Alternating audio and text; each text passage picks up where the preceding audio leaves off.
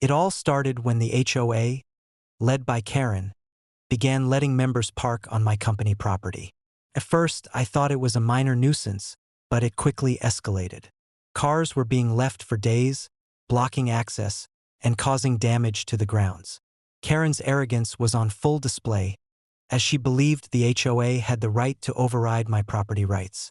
I began documenting every incident, photos, videos, and timestamps. Every car, every violation, and every communication with the HOA was recorded. I also checked the property deeds and discovered that my ownership was absolute and uncontested, giving me full legal authority to remove any unauthorized vehicles. The next morning, I decided to take action. I arrived early with a tow team, legal notices in hand, and cameras recording the operation. As HOA members arrived to park, they were greeted with polite but firm instructions. This is private property. You are not authorized to park here. All vehicles will be towed at the owner's expense.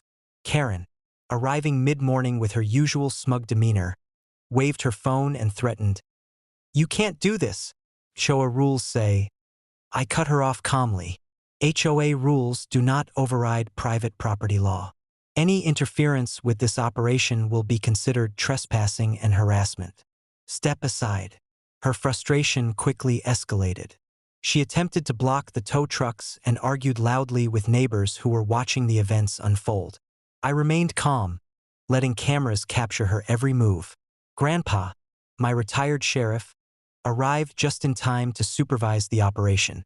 His presence alone made Karen hesitate, but he also verified my legal authority and the tow operation's legitimacy. The trucks moved swiftly. Every vehicle parked illegally on my property was towed. Karen's threats were meaningless in the face of documented ownership and law enforcement support.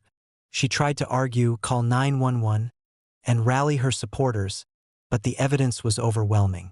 By noon, my property was completely cleared. Gates were reinforced, security cameras were installed, and signage was posted prominently. Private property, unauthorized parking, or trespassing will result in vehicle towing and legal action. Karen's supporters began to leave, realizing they had been part of a failed attempt to defy property law. Karen, red-faced and humiliated, tried one last plea with the HOA, but the organization officially distanced itself from her reckless behavior to avoid liability. Neighbors and onlookers were amazed. Karen's audacity, thinking she could manipulate HOA authority to infringe upon private property, had spectacularly backfired. Her reputation was damaged, and legal scrutiny was inevitable.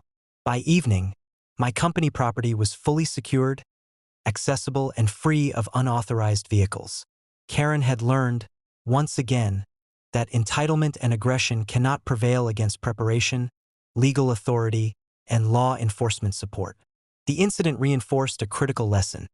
When someone attempts to abuse power, documentation, preparation, and decisive action ensure justice prevails. Karen's attempt to assert control had failed completely, leaving her with public humiliation and a clear legal reckoning. Peace returned to my property, and the HOA learned a valuable lesson. Overreach has consequences, and my authority, backed by law, is absolute. Karen's audacity had been crushed by strategy, legality, and preparation, leaving her powerless.